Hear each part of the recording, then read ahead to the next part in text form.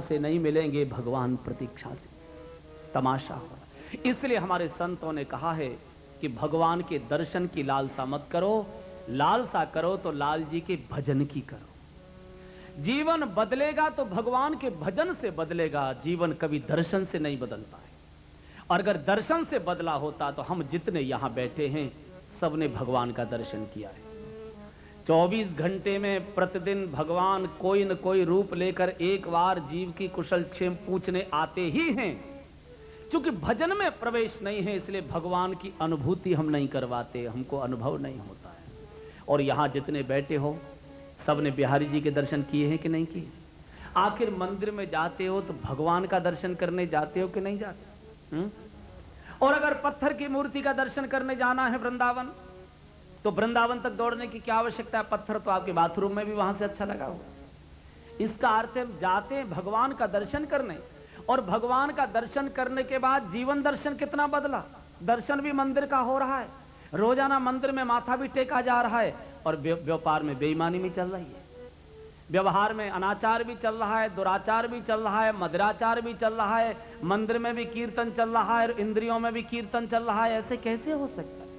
आखिर मंदिर दर्शन करके, भगवत दर्शन करके तो जीवन बदलना चाहिए था, लेकिन नहीं बदलता। इसलिए बार बार साधुओं ने कहा है जीवन भगवान के दर्शन से नहीं बदलेगा, जीवन भगवान के भजन से बदलेगा। भजन करो, प्रभु के नाम का जप करो, सुमिरन करो। अगर दर्शन से बदला होता तो कंस बदल गया होता, शिशुपाल बदल गया होता, जरासंध बदल गया होता, सुपर्णखा बदल गई होती, बाली बदल गया होता, अहिरावण बदल गया होता, कुंभकर्ण बदल गया होता, रावण बदल गया होता, मेघनाथ बदल गया होता, आज सती बदल गई होती। साक्षात भगवान खड़े हैं लेकिन तो भी अहंकार नहीं जा रहा है, अहंकार चढ़ा हुआ है। जीवन दर्शन से नहीं बदलेगा, जीवन भजन से बदलेगा। बहुत मना किया, शंकर जी ने कहा नहीं मानती हो तो जाओ। मुझे तो अब ऐसा लगता है कि होई है सोई जो राम रचि राखा, होई है सोई जो राम रचि राखा, होई है सोई जो राम रचि राखा,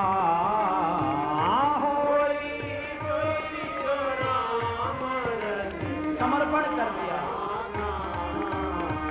को कर तर्क बढ़ावे साखा, को कर तर्क बढ़ावे साखा, को कर तर्क बढ़ावे साखा,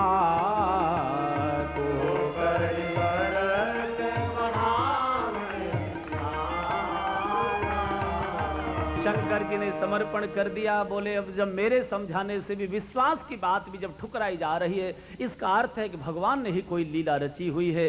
अब तो वही होगा जो भगवान ने रचा हुआ है। लेकिन समर्पण करके चादर तान कर सो नहीं गए तो क्या करने लगे? बट वृक्ष की शीतल छाया में बैठकर और अस कहि लगे जपन हरि नामा,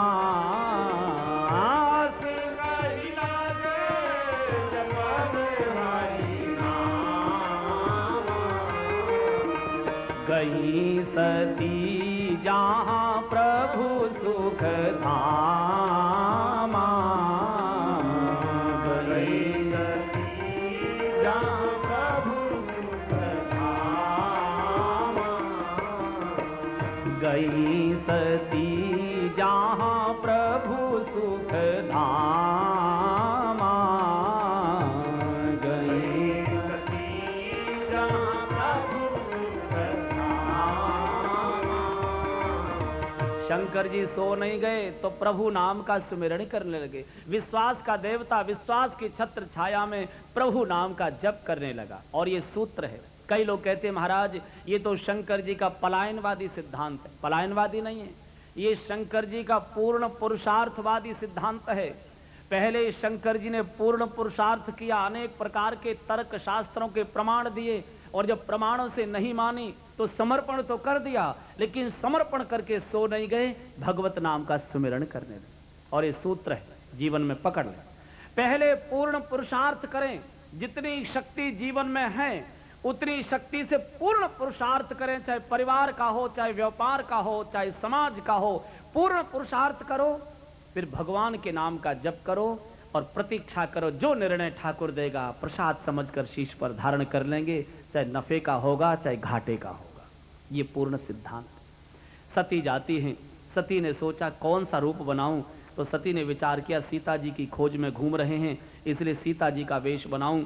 अगर राजकुमार होंगे तो दौड़ कर आकर मेरा हाथ पकड़ लेंगे, देवी कहाँ छुप गई थी, हम कितने दिन से रो रो कर देख रहे हैं, और अगर ब्रह्म होंगे तो शायद मुझे पहचान लेंगे। जानकी जी का वेश बनाकर सती सामने से आ गई, और यही भूल सती से हो गई, क्योंकि इन्होंने सीता जी का वेश तो बनाया लेकिन सीता जी की चाल तो चलनी आई नहीं। कई लोग बड़े बड़े लोगों का वेश तो बना लेते हैं, लेकिन उनके जैसा परिवेश, उनके जैसा स्वभाव कहां से लाएंगे, चाल कहां से लाएंगे। क्योंकि सीता जी का तो नियम है कि हमेशा भगवान के पीछे पीछे चलती हैं, और ये तो सामने से आ रही हैं। गोस्वामी जी कहना चाहते हैं असली सीता, असली भक्ति तो भगवान के पीछे पीछे चलती है। ये तो नकली सीता थी, ये तो नकली भक्ति थी, ये तो कपटी भक्ति थी, और झूठी कपटी नकली भक्ति तो भगवान के भी आगे आगे दौड़ा करती है, भगवान को भी पीछे छोड़ दिया करती। जैसे ही सामने आ गई, भगवान ने देखा ओह सती और सीता के वेश में, भगवान को तो पसीना आ गया। भगवान ने सोचा क्या बोलूं, क्या करूं, और तो कुछ तो दिखा नहीं। जोर पानी प्रभु की न प्रणाम, जोर पानी प्रभु की न प्रणाम, हाँ जोर पानी प्रभु की न प्रणाम, जोरी पानी पिता समेत लीन निज नाम, पिता समेत लीन निज नाम, हाजी जोर पान प्रभु की न प्रणाम, जोरी पानी प्रभु की न प्रणाम। भगवान ने हाथ जोड़कर प्रणाम कर दिया। मैं दशरथ पुत्र राम आपको प्रणाम करता हूं। भगवान ने सोचा शायद समझ जाएंगी, लेकिन तो भी समझी नहीं। कई लोगों का कहना है भगवान ने प्रणाम क्यों किया, तो भगवान जानते हैं कि आज परीक्षा होने जा रही है, और परीक्षा का तो नियम है, जब अध्यापक परीक्षा लेने आए तो विद्यार्थी का कर्तव्य है कि मास्टर जी को हाथ जोड़कर प्रणाम करें। भगवान ने प्रणाम कर दिया, गुरु जी परीक्षा लो, शिष्य तैयार है परीक्षा देने के लिए। शायद इसलिए किसी संत का कहना है नहीं नहीं, भगवान जानते हैं असली सीता होती, असली भक्ति होती तो वो भगवान को प्रणाम करती। ये तो झूठी भक्ति है, ये तो नकली भक्ति है, ये तो कपटी बनावटी भक्ति है, और ऐसी झूठी बनावटी भक्ति को तो भगवान भी हाथ जोड़ दिया करते हैं, देवी दूर ही रहना, पास आने की आवश्यकता नहीं। भगवान ने हाथ जोड़ दिया तो भी कपाट खुले नहीं। अब भगवान ने कहा क्या करूं, तो प्रश्न कर दिया कहे बहोर कहां वृष केतु, अरे भगवान शंकर कहाँ हैं, विपिन अकेल फिरऊ के हेतु, ये वन में आप अकेली कैसे घूम रही हैं, भगवान शंकर आज कहाँ हैं। और जैसे ही कहा भगवान शंकर कहाँ हैं, एकदम समझ गई ये तो साक्षात ब्रह्म है, मेरा कपट इन्होंने पहचान लिया, भागी वहां से पसीने पसीने। और भगवान ने व्यंग कर दिया, विश्वास को छोड़कर अकेली कहाँ घूम रही हो, जल जाओगी। विश्वास को छोड़कर जो भी आगे बढ़ेगा वो भटक ही जाएगा। और विपिन तो संशय का प्रतीक है, संशय वन का प्रतीक है। इस संशय के वन में अगर विश्वास को छोड़कर अकेली घूमोगी तो कहीं न कहीं अटक जाओगी, भटक जाओगी। कहाँ हैं शंकर जी, ये तो पसीना पसीना घबराती आ रही हैं।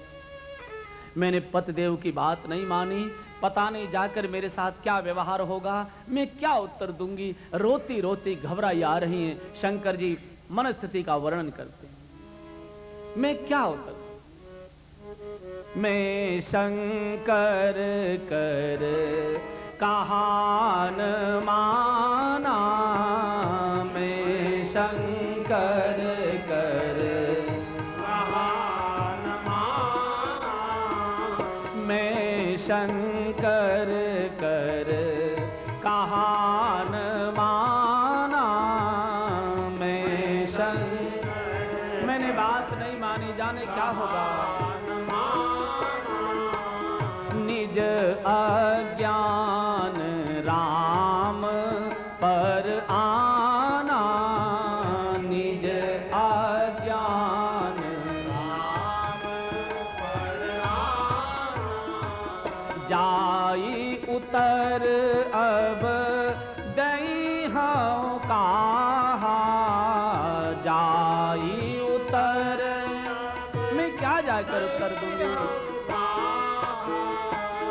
उर उपजा अति दारुण दाहा, उर उपजा अति दारुण दाहा, उर उपजा अति दारुण दाहा, उर उपजा अति दारुण दाहा। घबराई हुई चली आ रही है, मैं क्या जाकर उत्तर दूंगी, मैंने तो शंकर जी की बात नहीं मानी। इतने में तो पसीने पसीने हुई शंकर जी के पास आई, गई समीप महेश तब, जैसे ही पास पहुंची शंकर जी हंस पड़े, हंस पूछी कुशलात, हंसकर कुशल पूछी, देवी कुशल हो ना? अब मिनट 2 मिनट में तो कोई रोग लगा नहीं होगा, कुशल क्यों पूछी? शंकर जी को मालूम है ऐसा रोग लगा है जिसकी औषधि आयुर्वेद में भी नहीं बताई है, संशय का रोग। और संशय की तो एक ही औषधि शास्त्र में है, संशयात्मा विनश्यति, संशय का तो विनाश ही होता है। और जो दूसरा प्रश्न किया है सुनते ही धरती कांप गई, बोले लीन परीक्षा कवन विधि, सत्य कहो सब मात, सच सच बोलो, आपने परीक्षा किस प्रकार ली? आप कल्पना करो जगदम्बा जगन माता झूठ बोलेंगी क्या? लेकिन आज शंकर जी को मालूम है, आज तक तो नहीं बोली पर आज जरूर बोले, सच बोलो। और जैसे ही कहा सच बोलो, दुर्घटना घटित हो गई। सती जैसी परम पवित्र साध्वी नारी अपने पति से झूठ बोलने की तैयारी कर रही। एक सौभाग्यवती नारी अपने पति से झूठ बोले, इससे बड़ा कोई नारी के जीवन का पाप नहीं हो सकता। अनुसुईया जी कहती, पति से झूठ बोलना, पति को धोखा देना, पति से क्लेश करना, इससे बड़ा नारी के जीवन का कोई पाप नहीं है, कोई अपराध। अरे पति तो परमेश्वर का रूप है, सारी पूजा तो पति के चरणों में निवास करती। अगर कोई पूजा न भी हो और हमारे व्यवहार से पति अगर प्रसन्न है तो सारी पूजा तो पति के चरणों में। जानकी जी को अनुसुईया जी ने कहा है, जानकी बेटी, नारी का एक ही धर्म, एक ही धर्म एक व्रत ने, काय वचन मन पति पद प्रेमा, एक ही सब गाइए, केवल एक ही अनुष्ठान, एक ही व्रत, एक ही नियम, काय वचन पति पद प्रेमा, एक ही धर्म एक व्रत नेमा, काय वचन मन पति पद प्रेमा, एक ही धर्म। सब गाएं। आगे अनुसुईया जी बोलती हैं, काय वचन पति पद बिनु श्याम नारी परम गति लहि, बिनु श्याम नारी कोई परिश्रम की आवश्यकता नहीं, बिनु श्याम नारी परम गति लहि, बिनु श्याम नारी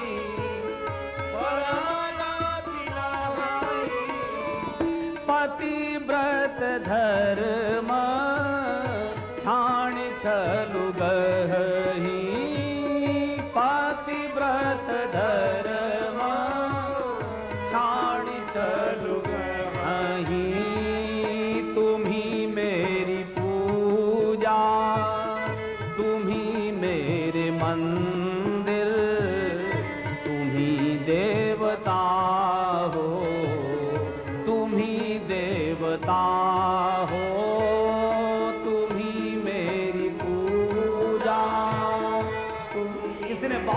सुंदर शब्द बोले इस विषय में। तुम ही देवता हो, तुम ही देवता हो, एक ही धर्म एक व्रत नेमा, काय वचन मन पति पद प्रेमा, एक ही एक व्रत नेमा, काय वचन मन पति। अनुसुईया जी कहती हैं सारी सारी पूजा तो पति के चरणों में निवास करती हैं। बिनु शम नारी परम गति लहई, अगर पति प्रसन्न है तो कोई परिश्रम करने की आवश्यकता नहीं, परम धाम स्वाभाविक रूप से मिले। और आज साध्वी नारी सती जैसी पवित्रतम नारी आज पति से झूठ बोल रही। एक झूठ को छुपाने के लिए मनुष्य को 100 झूठ बोलने पड़ते। और शास्त्र कहता है कि पुण्य को जितना गाओगे उतना पुण्य क्षीण होता जाएगा, और पाप को जितना छुपाओगे पाप उतना भारी होता जाएगा। लेकिन हमारा स्वभाव कैसा हो गया, 20 रुपए कथा में दान देकर आएंगे तो 200 जगह गाएंगे, और दुनिया का बड़े से बड़ा पाप कर लेंगे तो दुनिया से छुपा लेंगे, वेश बदल देंगे, मोहल्ला छोड़ देंगे, शहर छोड़ देंगे, जिला छोड़ देंगे, प्रदेश छोड़ देंगे, देश छोड़ देंगे, दुनिया छोड़ देंगे, देह भी छोड़ देंगे, लेकिन पाप नहीं छोड़ पाता है। पाप की गठरी ढोते ही जाता है। पाप को प्रकट करना ही पुण्य का शुभारंभ। मनुष्य अनुभव से नहीं सीखता, अनुभव से पशु सीख जाता है, मनुष्य नहीं सीख पाता। हम अपनी गलती के भी कारण निकाल लेते हैं, गलती स्वीकार नहीं करेंगे, उसका भी कोई ना कोई कारण सिद्ध कर देंगे। एक कोई सज्जन रास्ते में जा रहे थे, तो आमने सामने से साइकिल टकरा गई, कहन सुनन होने लगी, मारपीट की नौबत आ गई। तो एक ने कहा ऐसा झापड़ मारूंगा कि 32 की 32 निकाल दूंगा। तो दूसरा भी कम जोशीला नहीं था, उसने कहा ऐसा झापड़ मारूंगा कि तेरी 64 की 64 निकाल दूंगा। तो एक तीसरे सज्जन मार्ग में जा रहे थे, ये भी रुक गए। इन्होंने कहा रे बड़े मियाँ, इतना तो सोचो, दांत तो 32 होते हैं, तुम कह रहे हो 64 के 64 निकाल दूंगा। बोले मुझे मालूम था तू जरूर बीच में आएगा, इसलिए तेरे भी निकल जाएंगे उसी के साथ। अपनी गलती का भी कारण ढूंढ लिया, गलती को स्वीकार नहीं करता है, गलती की तो उसका कारण। पाप को छुपाओगे, झूठ बोल दिया, कह दिया मैंने तो कोई परीक्षा नहीं ली, कछु न परीक्षा लीन गुसाई, कछु न परीक्षा लीन गुसाई, कछु न परीक्षा लीन गुसाई, कछु न परीक्षा। झूठ बोल दिया। कीन्ह प्रणाम तुम्हारी ही नाई, कीन्ह प्रणाम तुम्हारी ही नाई, हाँ कीन्ह प्रणाम तुम्हारी ही नाई, कीन्ह प्रणाम तुम्हारी ही नाई। सती ने कहा भगवान मैंने तो कोई परीक्षा ली नहीं, जैसे आपने प्रणाम किया ना ऐसे मैंने प्रणाम कर दिया। लेकिन शंकर जी को सती की वाणी पर विश्वास नहीं हुआ। शंकर जी ने जैसे ही सती की आंख में आंख डालकर ध्यान से देखा, सारी लीला दिखाई देगी। सत्य और असत्य का निर्णय वाणी से नहीं होगा, नेत्रों से होता है। वाणी कुछ कहती है, नेत्र बता देते हैं कि सत्य बोला जा रहा है, क्या सत्य बोला जा रहा है। तब शंकर देखे उधरी ध्याना, तब शंकर देखे उधरी ध्यान, दिखाई दे गई।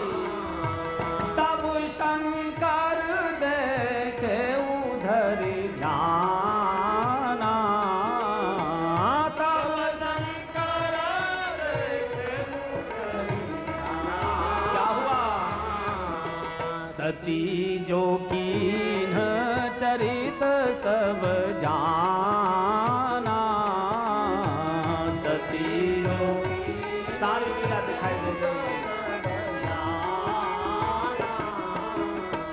सती जो कीन चरित सब जाना, सती जो कीन चरित सब जाना।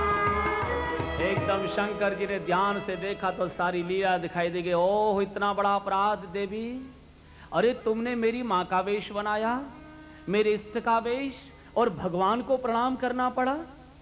भगवान ने प्रणाम किया, जोर पान प्रभु कीन प्रणामो, और तुम झूठ इतना बड़ा। शंकर जी मुख से तो नहीं बोले, मन में संकल्प ले लिया कि हमारा आपका शारीरिक संबंध समाप्त होगा। अरे तुमने मेरी माँ का वेश बनाया, श्री जानकी जी का वेश, मेरी माँ है वे तो, और माँ से तो पत्नी धर्म का संबंध नहीं रखा जा सकता। अगर मैं पत्नी धर्म का संबंध निभाऊंगा तो मिटाए भगत पत होय अनीति, भक्ति का मार्ग भ्रष्ट हो जाएगा, अनीति हो जाएगी। संकल्प ले लिया, एहि तन सती भेंट मोहि नाहि, शिव संकल्प कीन मनवा। संकल्प लिया, और जैसे संकल्प लिया आकाशवाणी जय जयकार करने लगी। शंकर जी की जय हो, भोलेनाथ की जय हो, महादेव भगवान की जय हो। जो संकल्प आपने लिया है वो संकल्प केवल आप ही ले सकते हो, दूसरा तो सोच भी नहीं सकता। आकाशवाणी सती ने भी सुनी, रास्ता रोक कर खड़ी हो गई, शंकर जी के हाथ पकड़ लिए। आपने क्या संकल्प लिया है मुझे बताइए ना। देखिए आकाशवाणी बोल रही है, आप मुझसे क्यों छुपा रहे हैं, मुझे बताएं ना, सच सच बोलें, मैं आपको आगे जाने नहीं दूंगी। देखो कैसा स्वभाव है, स्वयं तो पति से छुपा रही है, झूठ बोल रही है, और अपेक्षा कर रही है मैं भले ही झूठ बोले लेकिन तुम मुझसे सच ही बोलना हमेशा। ऐसा कैसे हो सकता? ये तो ऐसे हो गया जैसे हर व्यापारी क्या चाहता है, मैं तो दुनिया भर की बेईमानी कर डालूं पर मेरा मुनीम ईमानदार ही रहना चाहिए। ऐसा तो हो, अगर तुम करोगे तो मुनीम भी करेगा। शंकर जी ने सोचा अगर सच सच बता दिया कि देवी आपका त्याग हो गया, इसी समय प्राण त्याग देंगी, और ऐसा भी सत्य क्या बोलना जो किसी के प्राणों का हरण करे। सत्य तो प्राणों की रक्षा किया करता है, इसलिए हमारे शास्त्र में सत्य बोलने की सूचना है कि सत्यम ब्रूयात् लेकिन प्रियम ब्रूयात्। सत्य तो बोलें लेकिन प्रिय सत्य बोलें, और अगर आपको प्रिय बोलने का अभ्यास नहीं है तो कृपया न ब्रूयात् सत्यम अप्रियम, आप मौन हो जाइए पर अप्रिय सत्य मत बोलो। लोग कहते हैं साहब सत्य तो कड़वा ही होता है, सत्य कड़वा नहीं होता, सत्य तो अमृत जैसा मीठा होता है। हमने सत्य में अपनी सत्यवादिता के अहंकार को मिला दिया, इसलिए सत्य कड़वा दिखाई देने लगा। सत्य वो नहीं है जो किसी को चोट मारे। लोग कहते हैं वो तो साहब बड़ा सत्यवादी है, किसी को बुरा लगे भला लगे वो तो खरी खरी सुना देता है, वो सत्यवादी नहीं है, वो सत्यवादिता के अहंकार को ढो रहा है। उसको सत्य की चिंता नहीं है, उसको ये चिंता है कि समाज ये जाने कि ये साहब सबसे बड़ा सत्यवादी है, इसलिए वो चोट मार रहा है। सत्य तो अहंकार मिश्रित नहीं चाहिए, सत्य तो अमृत का रूप है। शंकर जी ने सोचा कि अगर सीधे सीधे कहूंगा तो प्राण त्याग देगी, इसलिए विषयांतर कर दिया। और बरनात पंथ विविध इतिहासा, बरनात पंथ विषयांतर कर दिया। बरनात पंथ विविध इतिहासा, बरनात पंथ विविध इतिहासा। विश्वनाथ पहुँचे कैलासा, विश्वनाथ पहुँच गए, अब सतीनाथ नहीं है। विश्वनाथ पहुँचे कैलासा, विश्वनाथ पहुँचे कैलासा, विश्वनाथ पहुँचे कैलासा।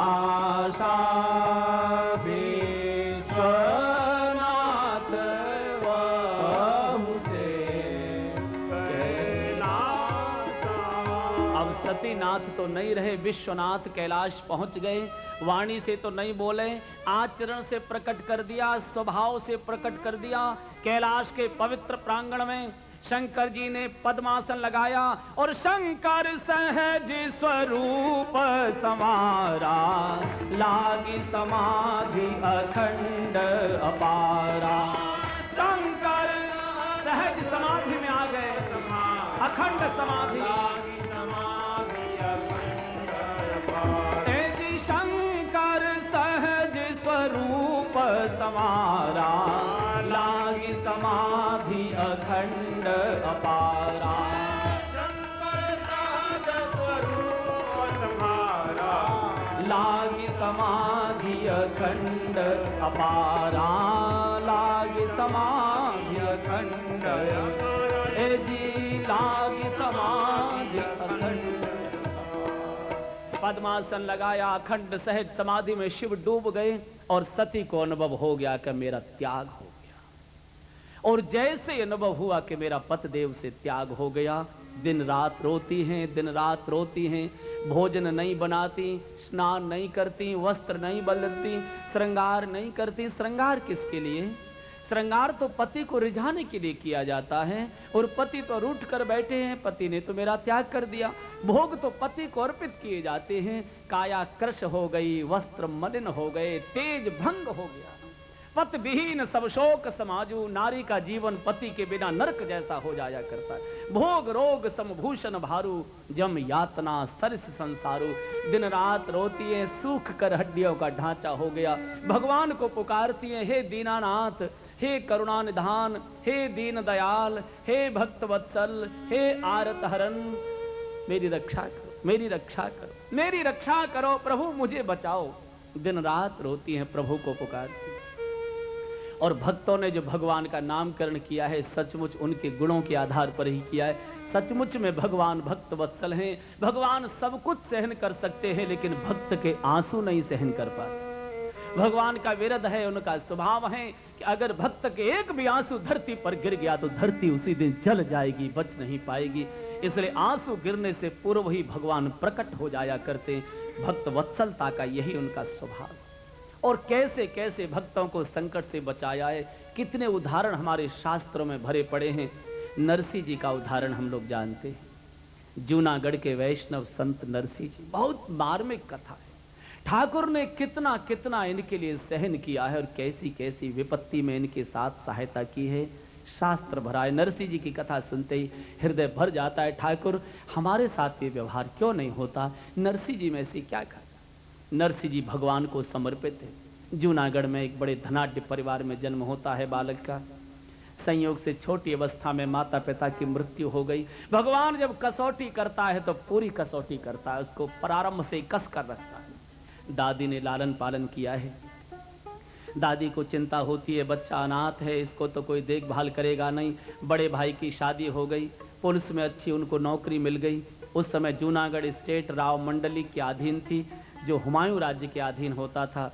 तो ये पुलिस के बहुत बड़े इनके भैया अफसर थे। ये बेचारा भोला भाला सीधा साधा बालक दिन रात साधु संतों की संगति करे, भजन करे और भाई भाभी की सेवा करे। घोड़ों को घास लाए, घोड़े की सेवा करे, भाई भाभी की डांट खाए, फटकार सहे, पिटाई खाए।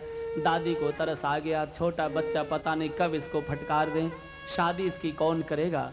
और उस समय हमारे देश में छोटे बाल अवस्था में विवाह की प्रथा थी। दादी ने विवाह कर दिया और कालांतर में दादी की भी मृत्यु हो गई। भाई भाभी की सेवा करते हैं नरसिंह जी।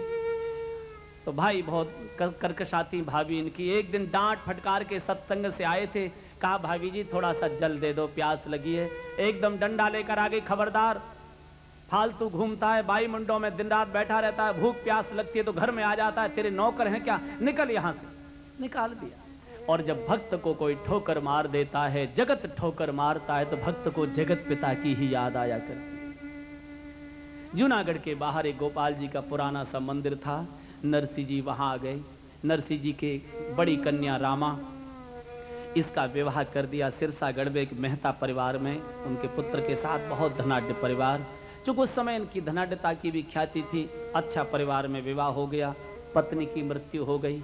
एक पुत्र था, उसकी भी संयोग से मृत्यु हो गई।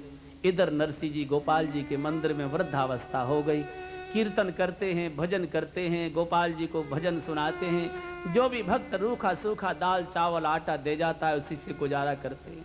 और अब घटना गोविंद आगे बढ़ाते हैं। इधर रामा की बेटी, रामा के भी पुत्री का जन्म हुआ, बड़ी हुई और उसके विवाह की तैयारी हुई। 2 दिन बाद बारात आने वाली थी, तो रामा के ससुर मेहता जी, इन्होंने कहा अपने बेटे को, बेटा हमारे आंगन में पहली बार कोई मांगलिक प्रसंग होने जा रहा है। ये तो हमको मालूम है कि आजकल नरसिंह भिखारी है, साधु हो गया है, उसके पास तो अपने भोजन की भी कोई व्यवस्था नहीं, वो भात बेचारा क्या लाएगा, लेकिन कम से कम भात की पत्रिका तो वहां जानी चाहिए। वो उल्हाना तो नहीं देंगे कि मैं कुछ नहीं लाता, अरे पत्र तो शगुन का आना चाहिए था। मैं चौक पर आकर खड़ा होता, कम से कम बेटी को रूखा सूखा आशीर्वाद तो मैं देता, इससे मुझे आपने क्यों वंचित कर दिया। ये उल्हाना ना आए, इसके लिए भात की पत्रिका तो जरूर जानी चाहिए। पुत्र ने समझाया, पिताजी क्या करोगे, बेकार नाई भी जाएगा, परेशान होगा, वहां रोटी पानी भी मिलेगी नहीं, नाई उल्टी और आकर बदनामी करेगा रिश्तेदारों में, काय के लिए। बोले नहीं, पहली बार हमारे यहाँ कोई मांगलिक कार्य हो रहा है, पत्रिका तो जानी चाहिए। पुरोहित बुलाया गया, चौक में बैठकर, आंगन में बैठकर पत्रिका लिखाई जा रही। अहंकारी अपने अहंकार में किसी दूसरे के जीवन मरण की चिंता नहीं करता है, उसको अपना अहंकार आकाश में चाहिए, दूसरा चाहे गड्ढे में गिर रहा हो, अहंकारी कभी इसका तरस नहीं खाता। पत्रिका लिखाई जा रही है, इतने मन सोने के आभूषण, इतने मन चांदी के आभूषण, इतने मन हीरे जवाहरात, इतने मन बोरियां, इतनी बोरियां मेवा, पूरे गांव के स्त्री पुरुष बाल बच्चों को मणियों से जड़े हुए 5-5 जोड़ी कपड़े, सारे पशुओं के लिए झूले, इतने गांव के लोगों को ये उपहार, अंबार के अंबार भात लिखाया जा रहा है। हंसते जा रहे हैं, बोले बेटा आना जाना तो कुछ है नहीं, लिखने में काहे की कंजूसी करो। और जिस समय ये भात की पत्रिका लिखाई जा रही थी, नरसिंह की बेटी रामा किवाड़ के पीछे बैठी बैठी सुन रही थी और फूट फूट कर रो रही। मेरे ससुर को कौन समझाए, इनको मालूम नहीं मेरा पिता तो वृद्ध है, मेरी माँ भी असमय में चली गई, मेरे पिता अगर इस पत्रिका को पढ़ेंगे तो सिर फोड़कर प्राण त्याग देंगे। रामा बेटी, अरे तूने मेरी गरीबी की, साधुता की भी याद नहीं की, मेरे बाप के पास तो भोजन की भी कोई व्यवस्था नहीं, इतनी भारी भरकम बात की पत्रिका मेरा पिता कहाँ से लाएगा, प्राण छोड़ देगा। रामा को भय लगता है कि मेरे पिता पत्र पढ़ेंगे तो प्राण त्याग देंगे, मेरे ससुर को कौन जाकर समझाए। बेटी सब कुछ सहन कर सकती है, लेकिन उसके पिता को कोई कष्ट दे ये बेटी सहन नहीं कर पाती। और कई बार हमने बेटी की विदाई में ये प्रसंग सुनाया है कि अगर ससुराल में किसी की बेटी को दुख देना हो तो कुछ करने की आवश्यकता नहीं, उसके पिता को अपशब्द कहना प्रारंभ कर दो, बेटी सब कुछ सहन कर लेगी, लेकिन मेरे पिता को कोई अपशब्द बोले सहन नहीं करेगी। सास को कहेगी, माता जी आपको सौगंध लगे, आप मुझे भूखी रख लो, मुझे पीट लो, मुझे अपने घर की बहू मत मानो, भले ही नौकरानी समझ लो, लेकिन मेरी सौगंध लगे, मेरे वृद्ध पिता को आप अपशब्द मत बोलो, आपको पाप लगे। बेटी को लगता है कि गरीब पिता ने मेरे कैसे कैसे कर्जे लेकर मेरा विवाह किया है, मेरे हाथ पीले किए, अभी तो मेरे पिता की पीठ से कर्जे का बोझ नहीं उतरा, उनको ऐसे शब्द आप मत बोलो। उस दिन बेटी भोजन नहीं करेगी, दिन भर रोएगी, दिन भर रोएगी, पिताजी तुमने किस गड्ढे में लाकर मुझे डाल, दिन रात रोती है, दिन रात रोती है। रामा को जब घबराहट होती है कि मेरे पिता कहीं प्राणन त्याग दें, कुंडी बजाकर पतिदेव को बुलाया और चरण पकड़कर रो रो कर कहा कि पिताजी को जाकर मना कर दो, मेरे पिता को ये पत्र न भेज, मेरे पिता इस योग्य नहीं है, वो पत्र को पढ़ भी नहीं पाएंगे। अगर आपको भात चाहिए, आपको अपने कुल की लाज चाहिए, नाक ऊंची चाहिए, मेरा सारा जेवर अपने रिश्तेदारों में बांट दो, मेरे सारे कपड़े भात में आप ले लो, मैं तो आपके घर की नौकरानी बनकर रह लूंगी, मैं कभी कोई सुख नहीं मांगूंगी, कोई जेवर नहीं मांगूंगी, सब कुछ मेरा लुटा दो, लेकिन मेरे पिता को मत मुझसे लुटाओ। मेरा पिता उठकर चला गया, मेरे पिता ये घर छोड़कर चला गया, माँ तो पहले चली गई, कम से कम पिता की छत्र छाया, उनका आशीर्वाद मुझे मिलता रहे, इसलिए आप पिताजी को मना कर दो, ये पत्र वहां न जाए। तो पुत्र ने पिताजी को कहा, बाबूजी काहे के लिए वहां पत्र भेजते हो, लेना देना तो कुछ है नहीं, हंसी और उड़ेगी, वो आ ही जाए खाली, इतना ही काफी है। क्यों? बोले नहीं, पत्र तो जाएगा, शगुन की पत्र को क्यों मना करना, लेना ना ना, उसका अपना काम है, इज्जत बचानी होगी तो लेकर आएगा, नहीं बचानी होगी तो वो जाने, उसका काम जाने। अहंकारी अपने अहंकार में किसी दूसरे के जीवन मरण की चिंता नहीं करता। नाई पत्रिका लेकर जब चलने लगा तो नाई को धीरे से रामा ने अपने कक्ष में बुलाया और हाथ जोड़कर कहा, चौधरी साहब आप मेरे गांव जा रहे हैं, मेरे पिताजी मिलेंगे, दोनों हाथ जोड़कर मेरा उनको प्रणाम कहना और कहना बाबूजी पत्रिका तो केवल शगुन के लिए भेजिए, वो पत्रिका को पढ़कर कोई चिंता न करें, उनको कुछ लाने की चिंता न करें, कुछ लाना नहीं, केवल एक बार मेरे चौक पर आकर खड़े हो जाएं, अपनी बेटी को छाती से लगाकर आशीर्वाद दे दें, बस और कुछ नहीं चाहिए। माँ के दर्शन से तो मैं वंचित रह गई, पिता का दर्शन इस अवस्था में कर लूंगी, वृद्ध अवस्था है, पता नहीं कब विधाता क्रूर हो जाए, इसका कोई भरोसा नहीं, एक बार मेरे शगुन के द्वार पर आकर खड़े हो जाएं चौक पर, इतनी मेरी ओर से प्रार्थना कर देना और कहना मैंने सारी व्यवस्था यहाँ कर ली है, लाने की कोई आवश्यकता नहीं। नाई यहाँ से चला, जूनागढ़ में आया, किसी से पूछा भैया हमको नरसी सेठ की हवेली बता दो, हम नरसी सेठ के यहाँ जाना चाहते। तो किसी गांव के जूनागढ़ के व्यक्ति ने उनके भाई की पुरानी पिता की हवेली बता दी। जाकर नाई ने प्रणाम किया, भैया कहा उनके नरसी जी के भाई को, मैं सिरसागढ़ से आया हूँ, रामा की बेटी का 2 दिन के बाद विवाह है, मैं भात की पत्रिका लेकर आया हूँ, नरसी जी को मिलना है। तो धक्का मार दे, बोले खबरदार निकल यहाँ से, यहाँ कोई नरसी वगैरह नहीं रहता, चल यहाँ से कहीं दूर हो और जगह ढूंढना, यहाँ कोई नरसी नहीं। धक्का खाकर नाई बाहर आ गया, गली में किसी और सज्जन से पूछा, भैया हमको नरसी सेठ से मिलना है, हम उनके समधियाने से आए हैं, सिरसागढ़ से आए हैं, हमको नरसी जी को मिलवा दो। इतना कहना था, सुनना था उसका कि नरसी सेठ, उस व्यक्ति का हृदय भर गया। गोपाल जी के मंदिर के बाहर नरसी जी बैठे एक तारा बजाकर गोविंद का कीर्तन कर रहे थे। बोले वो जो कीर्तन कर रहे हैं ना महात्मा, वही तुम्हारे नरसी जी हैं, जाओ उन्हीं के पास चले जाओ। नाई बोला मुझे नरसी साधु से नहीं मिलना, मैं नरसी सेठ जी से मिलने आया हूँ। वो गांव का व्यक्ति रो पड़ा, बोले भैया एक समय तो वो बड़े सेठ ही थे, लेकिन आजकल वो साधु हो गए, जाओ वही तुम्हारे नरसी सेठ हैं, उन्हीं के पास चले जाओ। जाकर नाई नरसी जी के पास पहुंचा, प्रणाम किया और कहा कि मैं सिरसागढ़ से आया हूं, रामा की बेटी का परसों विवाह है, भात का संदेश लेकर आया हूं, पत्रिका नरसी जी को दे दी। पत्रिका तो नरसी जी ने मंदिर में रख दी और चिंता हो गई नरसी को कि भूखा प्यासा नाई 2 दिन का पैदल चला है, इसको भोजन कहाँ से कराऊं, मेरे पास तो आज कुछ है नहीं। और संयोग से आज तो एकादशी थी, नरसी जी तो व्रत थे, तो नरसी जी को तो कोई चिंता नहीं, लेकिन नरसी जी को लग रहा है कि ये नाई क्या खाएगा, इसको क्या मैं भोजन कराऊं। तो नरसी जी ने पूछा, चौधरी साहब एकादशी व्रत तो रहते होगे ना, आप भी तो व्रत होगे, ऐसा करो आप तब तक स्नान आदि करो, गोपाल जी के मंदिर में बैठकर भजन करो और मैं फलाहार लाकर लेकर आता हूँ। अब नाई ना हाँ करता है ना हूँ करता है, तेरे पास है क्या जो मुझे खिलाएगा, अगर मैं कह भी दूं कि व्रत नहीं है तो ही तेरे पास क्या 56 भोग रखा है मेरे लिए। 56 भोग का भाव इस नाई के हृदय में आ गया। स्नान आदि करके नाई तो बैठा, भूखा नाई कहाँ भजन करे, तो सो गया। नरसी जी का एक बचपन का किसान मित्र था, उसके घर गए, बोले भैया मेरे द्वार पर एक लड़की के यहाँ से समधियाने के यहाँ से नाई आया है, भूखा प्यासा, तेरे खेत में से थोड़ा बथुआ तोड़ लाऊं, उसको फलाहार कराना। नरसी जी बथुआ जैसी घास भी लाते हैं तो पूछ कर लाते हैं, बथुआ तोड़ रहे थे। अब इसको सिद्ध कहाँ कराऊं, उबलवाऊं कहाँ। उसी किसान मित्र के घर आ गए और उसकी पत्नी को कहने लगे, देवी थोड़ा सा इस बथुए को उबाल दो, थोड़ा सा सिद्ध कर दो। इधर नरसी जी बथुआ उबलवा रहे हैं और उधर द्वारका में द्वारका नाथ का आसन डगमगाने लगा। उनको चिंता हुई कि मेरे भक्त के द्वार पर नाई भूखा बैठा है। नरसी जी चिंता में डूबे हुए एकदम रुक्मिणी जी को कहा, रुक्मिणी जी जल्दी से 56 भोग का थाल तैयार करो। नाई के मन में 56 भोग का भोजन करने की इच्छा पैदा हुई, जल्दी भोग का थाल लगाओ, मैं जल्दी से लेकर जाता हूँ। रुक्मिणी जी साक्षात लक्ष्मी जी के अवतार, आज भक्त के लिए रसोईया को हटाकर लक्ष्मी जी स्वयं 56 भोग का चौके में थाल तैयार करती हैं। भगवान ने मुनीम का वेश बनाया, 56 भोग का थाल हाथ में लिया और मुनीम का वेश बनाकर भगवान मंदिर में आकर प्रकट हो गए नरसी जी के। नाई सो रहा था, भगवान का चौधरी साहब भैया जागो जागो, बड़ी देर हो गई, आज विलंब हो गया, क्षमा करना।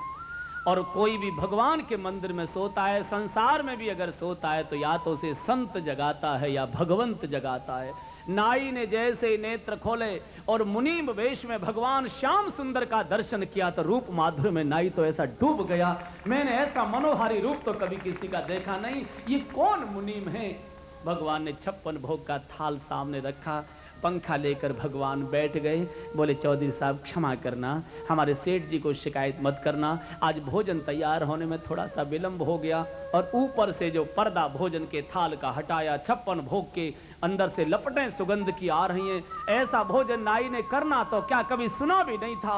56 भोग का थाल और भगवान पंखा जल रहे हैं। भैया जल्दी से भोजन कर लो, ठंडा हो जाएगा, फिर आपको स्वाद नहीं आएगा। नाई जैसे तैसे भोजन करता है, कभी भगवान का मुखमंडल देखता है, कभी भोजन देखता है, कभी थाल की चमक देखता है, कांचन का थाल, और भगवान नौकर बनकर नाई की हवा कर रहे हैं, पंखा जल रहे हैं। चौधरी साहब कोई नमक मिर्च तो कम नहीं है, और क्या लाऊं? नाई ने भोजन किया।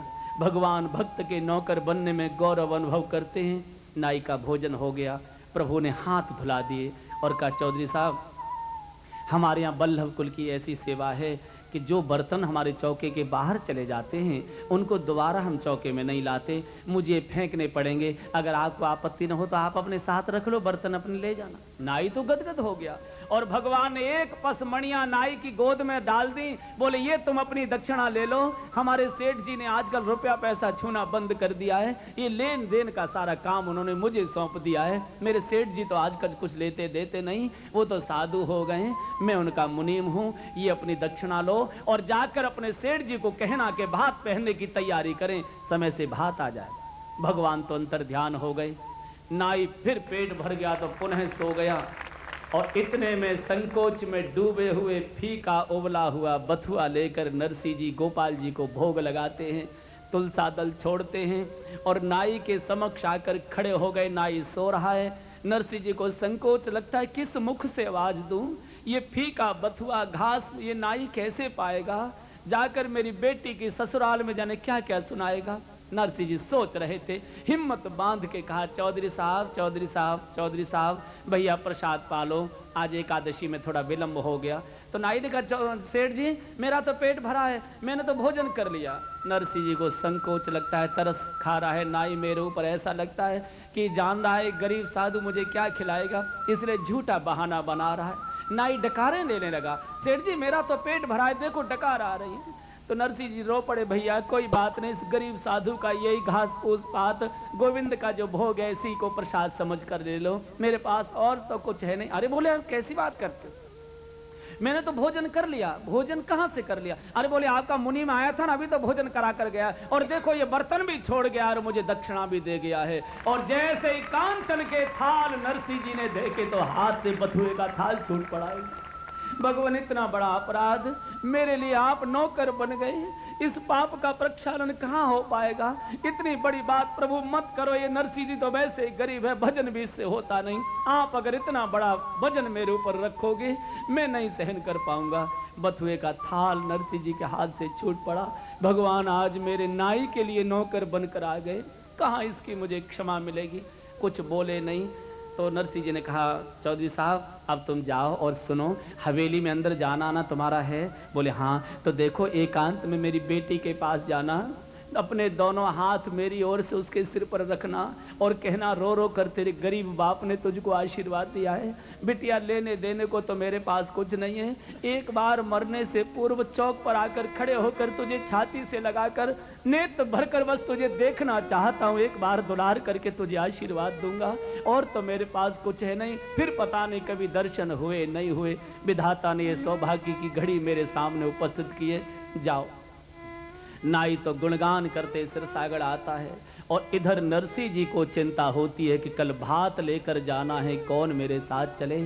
पत्रिका लेकर भैया के द्वार पर गए, चाचा के द्वार पर गए, ताऊ के द्वार पर गए, कई सगे संबंधियों के द्वार पर गए। जिसको भात की पत्रिका दिखाते हैं वही धक्का मार देता, बोले निकल यहाँ से, अब अपने गोपाल को जाकर के वही तेरा भात भरेगा, अब अपने बाई मुंडाओं को जाकर कर वही तेरा भात लेकर जाएंगे। भगवंत और संत को जब संसारी लोग गाली देने लगे, नरसिंह ने कहा भैया मुझे पीट लो, मुझे गाली दे लो, लेकिन मेरे गोपाल जी को मेरे संतों को कुछ मत कहना, आपको पाप लगेगा, आपको अपराध लगेगा। सबके धक्के खाकर नरसिंह जी को लगा जगत में जितना जाऊंगा जगत तो उतनी ही ठोकर मारेगा। अरे जो ठुकराए हुओं को गोद में बिठाया करता है उस गोपाल के चरणों में जाकर मैं तो रोता हूं, वो जो चाहे सो करे। आकर संध्या के समय नरसिंह जी ने पत्रिका गोविंद चरणों में रख दी और कहा गोविंद ये मेरी लड़की का भात नहीं है, तेरी लड़की का भात। मैंने तो सारा जीवन तेरे चरणों में अर्पित कर दिया। लाज जाएगी तो तेरी जाएगी, नाक कटेगी तो तेरी कटेगी। नरसी ने तो पहले ही काट के तेरे चरणों में रखी हुई है, मेरी तो कोई नाक। आज वही भाषा बोल दी जो धृतराष्ट्र की सभा में द्रौपदी ने हाथ उठाकर बोला था, गोविंद जहां भी हो तुम सुन लेना, मुझे नग्न होने में कोई संकोच भय और लज्जा नहीं है। मैं तो मां के गर्भ से नग्न ही पैदा हुई थी। अगर इस भरी सभा में अगर मुझे नग्न किया जाता, मेरी लाज जाएगी तो तेरी जाएगी, मेरी कोई लाज नहीं जाएगी, जाएगी लाज तिहारी। आज वही भाषा बोल रहे हैं, गोविंद मैं तो तेरे चरणों में अर्जी लगा सकता हूँ, मर्जी तो तेरी है। रो रो कर नरसी जी गोविंद चरणारविंद में अर्जी लगाने लगे। हमारे मर्जी तुम्हारी, अर्जी हमारी, मर्जी तुम्हारी। हे नंद नंदन बाके बिहारी, अर्जी हमारी। सब गाइए नरसिंह जी की वाणी। अर्जी तुम्हारी, हे नंद बाके बिहारी, अर्जी हमारी। पूजान जानू पाठ न जानू,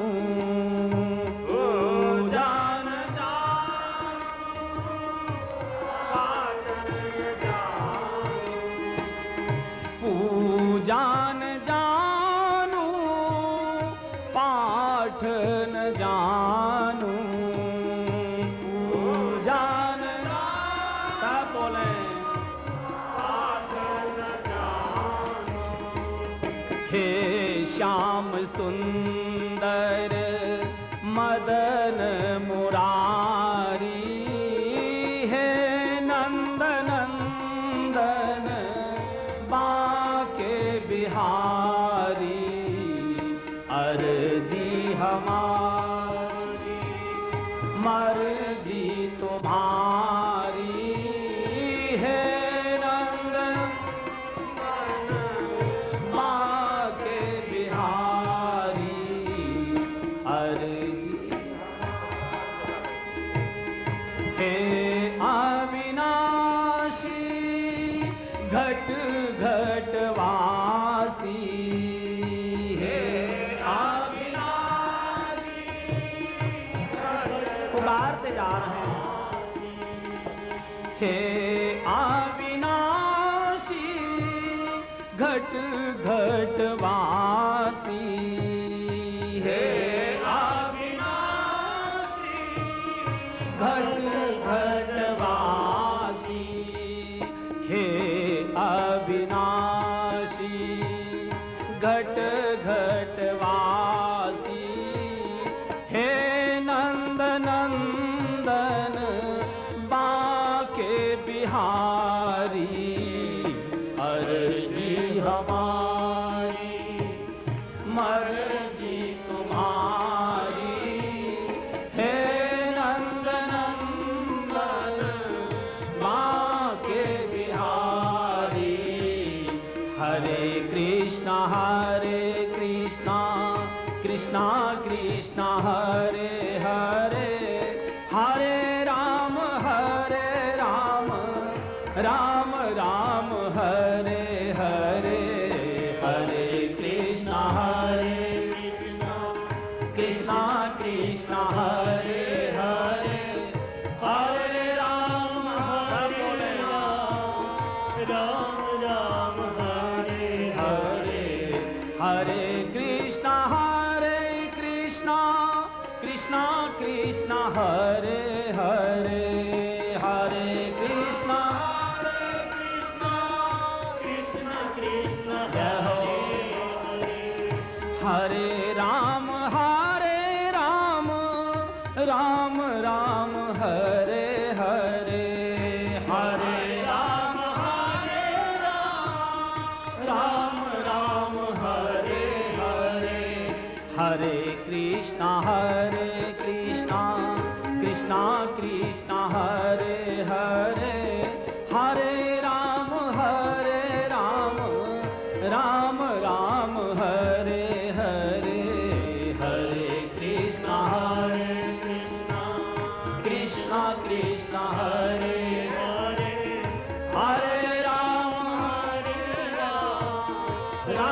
राम हरे हरे अर्जी हमारी मर्जी तुम्हारी हे नंद नंदन बाके बिहारी अर्जी हमारी मर्जी तुम्हारी हे नंद नंदन बाके बिहारी अर्जी हमारी। रो रो कर रात पूरी की। नरसिंह जी को चिंता होती, आज भात का दिन है, मेरी बेटी व्रत किए भूखी प्यासी बैठी प्रतीक्षा करती होगी, कब मेरे पिता आए, कब मेरे पिता आए। मेरे साथ तो कोई चलने को तैयार नहीं। तो वहाँ सूरदास का आश्रम था, अंधे संत रहा करते थे। वहाँ के महंत जी से जाकर प्रार्थना की, 16 अंधे साधु साथ ले लिए, मेरी बेटी को आशीर्वाद देकर आना। अब इनको लेकर कैसे जाएं? उसी किसान मित्र के पास गाड़ी बैल मांगने पहुंच गए। टूटी सी गाड़ी, बूढ़े से बैल ले आए, 16 अंधे साधु बिठा दिए और गोविंद नाम लेकर नरसिंह जी ने गाड़ी को जूनागढ़ से सिरसागढ़ के लिए हाँक दिया। लेकिन भगवान भी जब खेल करते हैं, क्रीड़ा करते हैं, कसौटी करते हैं, तो कई बार ऊपर से बड़े कठोर और निर्दयी जैसे दिखाई देते हैं। जूनागढ़ से थोड़ी ही दूर आगे गाड़ी निकली थी, एक खर्रा आ गया, एक गड्ढा सा आ गया, बैल उसमें धड़ाम से गिर पड़े, गाड़ी भी बैठ गई और बैल भी बैठ गई। नरसिंह जी ने इन संतों को कहा, बाबा थोड़ी सी मेरी गाड़ी में सहारा लगा दो, बूढ़े बैल हैं, गड्ढा गहरा है, निकाल नहीं पाएंगे। और जब जीवन की गाड़ी बीच मार्ग में अटक जाती है तो या तो संत धक्का देकर निकालता है या भगवंत धक्का देकर निकालता है। और जगत में कौन? जगत तो फंसाने के लिए होता है, धक्का तो संत ही दिया करते हैं। अब अंधे साधु धक्का देने लगे, 8 साधु पीछे से आगे को धक्का दे रहे हैं, 8 साधु आगे से पीछे को धक्का दे रहे हैं, तो गाड़ी टस से मस न हो चुकी, तौल बराबर हो गया। तो नरसिंह जी ने देखा गाड़ी टस से मस क्यों नहीं हो रही, बात क्या है? आगे बढ़कर देखा तो गाड़ी का धुरा टूटा हुआ पड़ा है। गाड़ी बढ़े तो बढ़े, धुरा टूटा देखा, नरसिंह जी तो पछाड़ खाकर गिर पड़े। गोविंद, ये बूढ़ा साधु इतनी कठोर परीक्षा नहीं दे पाएगा, इतनी कठोर परीक्षा मत लो। मेरी बेटी भूखी प्यासी व्रत किए बैठी होगी, अटारी पर खड़े होकर दूर दूर से देखती होगी कि मेरे पिता आ रहे होंगे, मेरे पिता आ रहे होंगे। मुझे भय लगता है कहीं सास, कहीं ननद, कहीं देवरानी, कहीं जेठानी मेरी बेटी को तायने न मारे, कहीं तायने सुन सुनकर मेरी बेटी ग्लानि से कहीं प्राण त्याग दे। एक बार बेटी का दर्शन तो कर लेने दो गोविंद, छाती से लगाकर, हृदय से लगाकर बेटी को एक बार में दुलार कर दूं, बस उसको आशीर्वाद दे दूं, और कोई मेरी इच्छा नहीं। इतनी कठोर परीक्षा मत लो गोविंद, मेरी गाड़ी को ठीक कर दो। और जगत जब बिगाड़ता है जीवन की गाड़ी को, तो भक्त को तो जगत पिता ही याद आया करता है। रो रो कर नरसिंह जी गोविंद को पुकारने लगे, भगवान मेरी बिगड़ी बना दो ओ नंद लाल, मेरी बिगड़ी बना दो ओ नंद लाल, मेरी बिगड़ी बना दो ओ नंद लाल, मेरी बिगड़ी बना दो ओ नंद लाल, मेरी बना दो ओ नंद लाल, ओ नंद लाल यशोदा के लाल, ओ नंद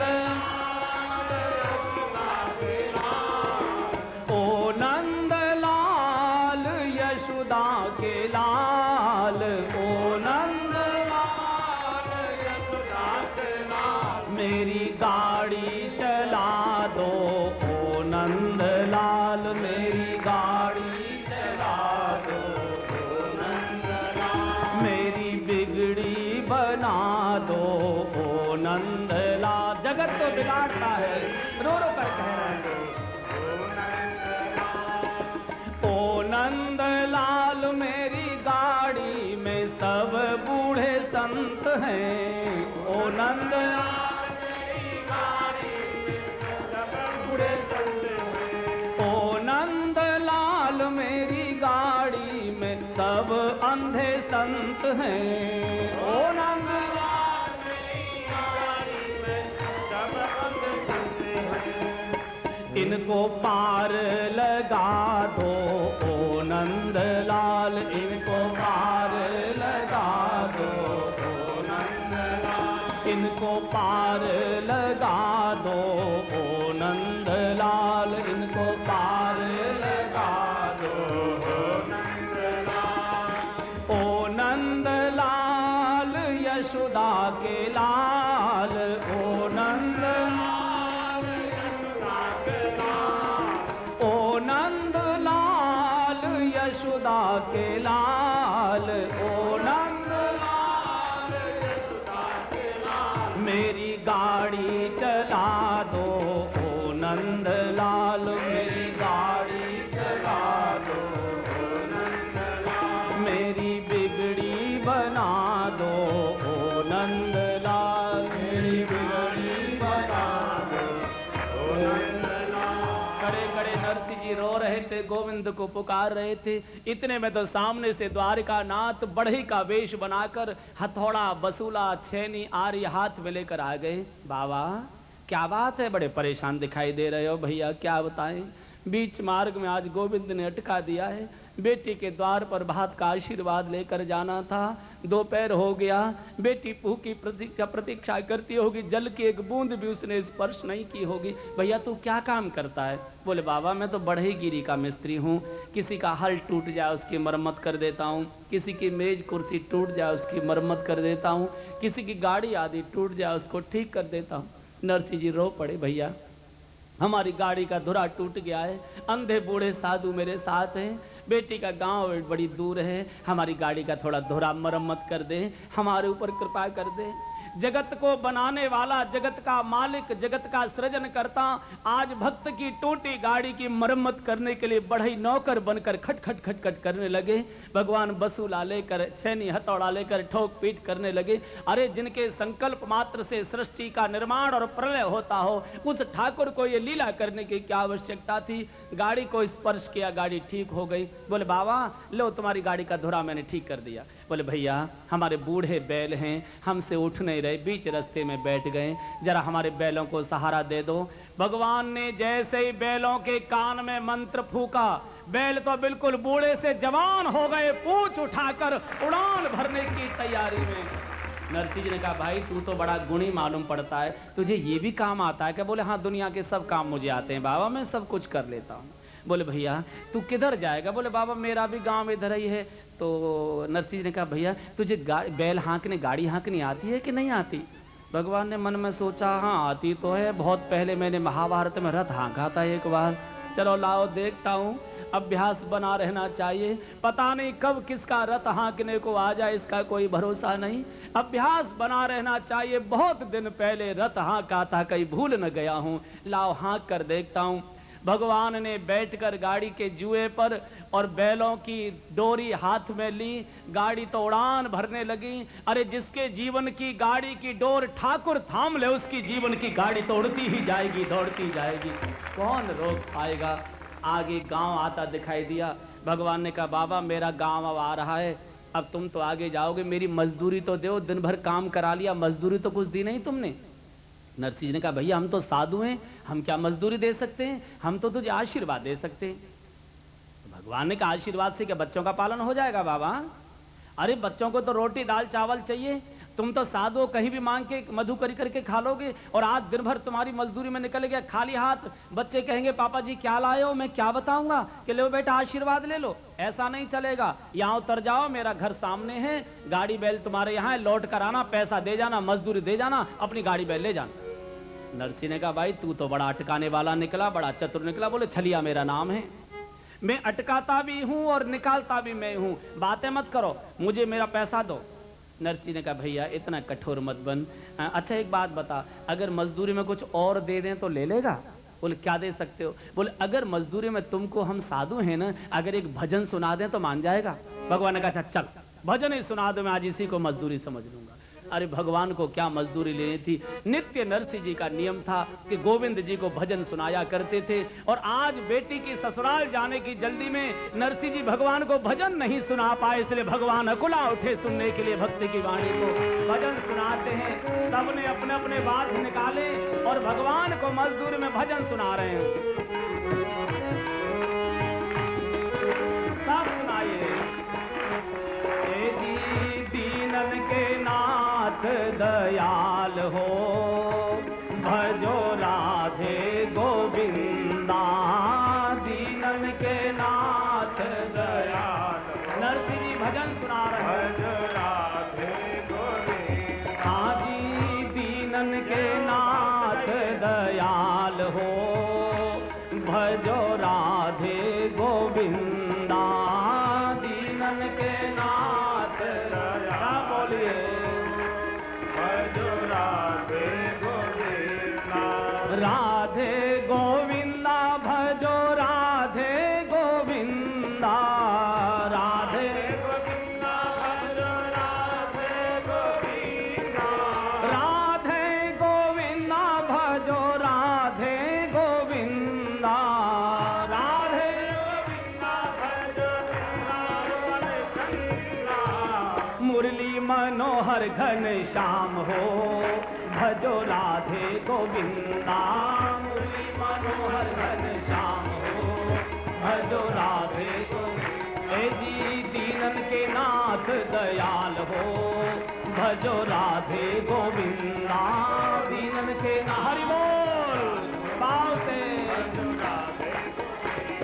राधे गोविंदा भजो राधे गोविंदा। राधे गोविंदा राधे गोविंदा भजो राधे गोविंदा। राधे गोविंदा मेरे तो श्यामा श्याम हो, भजो राधे गोविंदा। मेरे तो श्यामा श्याम, हरि बोल राधे गोविंदा। ए जी मेरे तो श्यामा श्याम हो, भजो राधे गोविंदा। मेरे तो श्यामा श्याम हो, भजो राधे गोविंदा। दीनन के नाथ दयाल हो, भजो राधे गोविंदा। दीनन के नाथ दयाल हो, भजो राधे गोविंदा। राधे गोविंदा भजो राधे गोविंदा। राधे गोविंदा हरि बोल। राधे गोविंदा भजो राधे गोविंदा। राधे भजो राधे गोविंदा। मीरा के गिरधर गोपाल हो, भजो राधे गोविंदा। मीरा के गिरधर गोपाल हो, भजो राधे गोविंदा। ए जी मीरा के गिरधर गोपाल हो, भजो राधे गोविंदा। मीरा के गिरधर गोपाल, हरि बोल राधे गोविंदा भजो राधे गोविंदा। राधे गोविंदा भजो राधे गोविंदा। राधे गोविंदा भजो राधे गोविंदा। राधे भजो राधे गोविंदा। नरसी के पालन हार हो, भजो राधे गोविंदा। नरसी के पालन हार हो, भजो राधे गोविंदा। ए जी मेरे तो श्यामा श्याम हो, भजो राधे गोविंदा। मेरे तो श्यामा श्याम हो, भजो राधे गोविंदा। ए जी मुरली मनोहर घन श्याम हो, भजो राधे गोविंदा। मुरली हरि बोल भजो राधे गोविंदा। राधे राधे श्री राधे राधे श्री राधे राधे श्याम मिला दे। श्री राधे राधे बरसाने में बरसाने में गहवर बन में गहवर बन में होर साकरी पीली पोखर नंदगांव में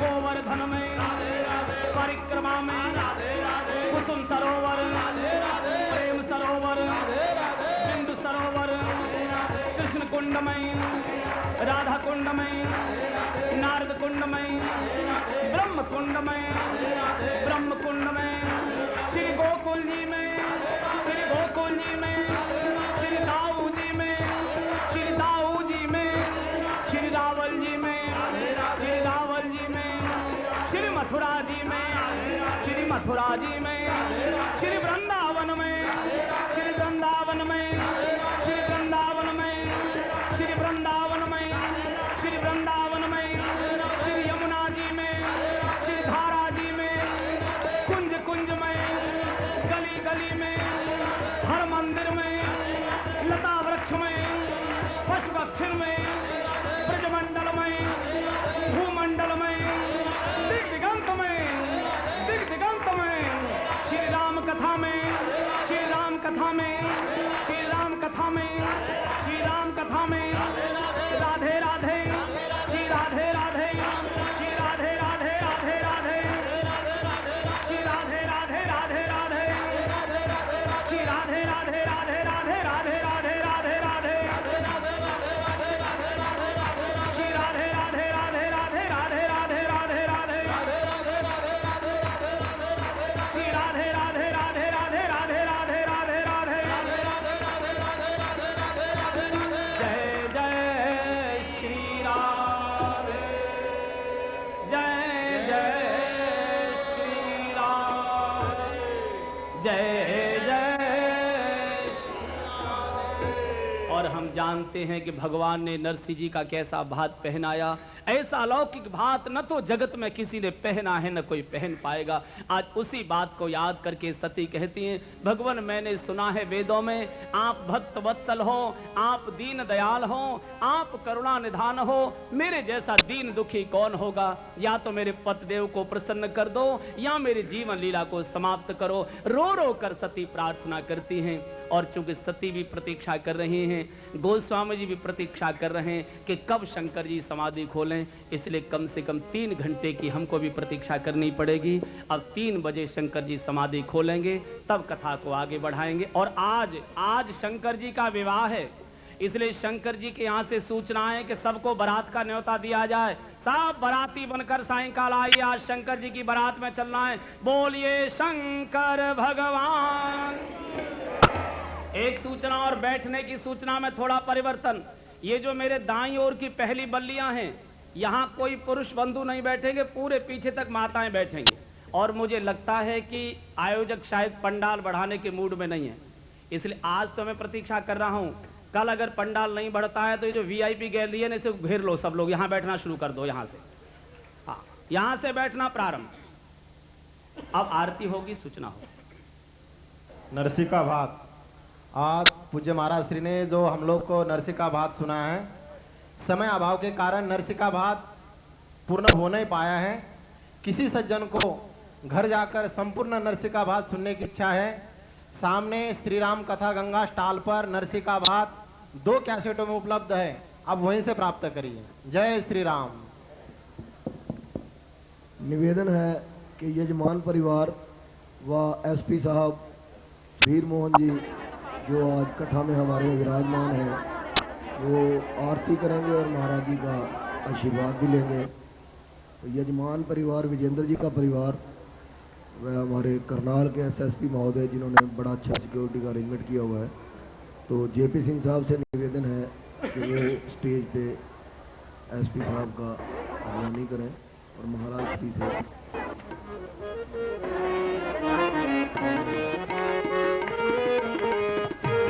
राजा राम तेरी आरती उतारो, राजा राम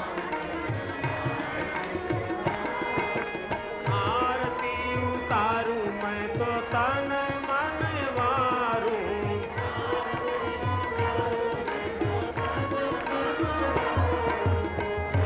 राजा राम तेरी आरती उतारू, राजा राम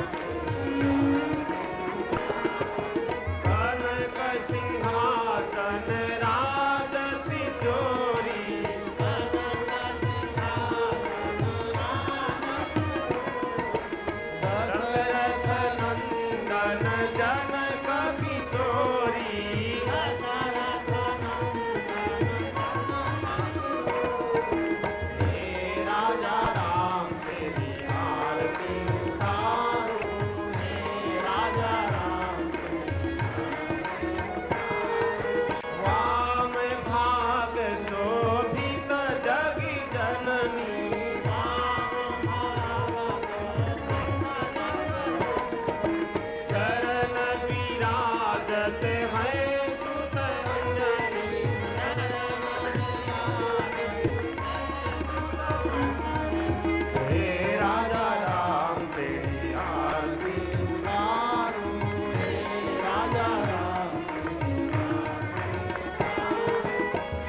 चरणों से निकली गंगा प्यारी,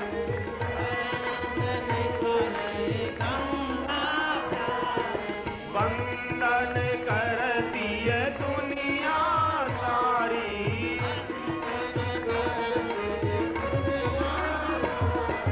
हे राजा राम तेरी आरती उतारूं, राजा राम आरती हनुमंत के मन भावे,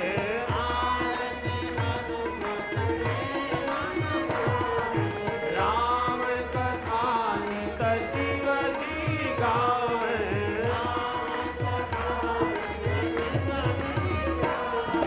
हे राजा राम तेरी आरती उतारूं,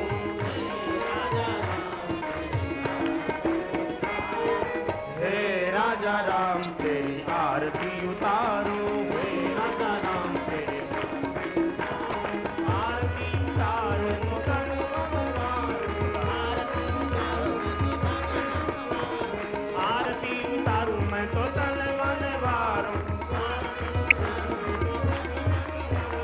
हे राजा राम तेरी आरती उतारूं, हे सीताराम तेरी आरती, हे राजा राम तेरी आरती उतारूं, हे राजा राम तेरी।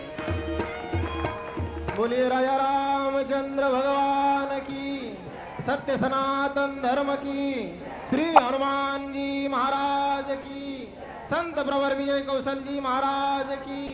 प्रेम से बोलो जय जय श्री राधे, जय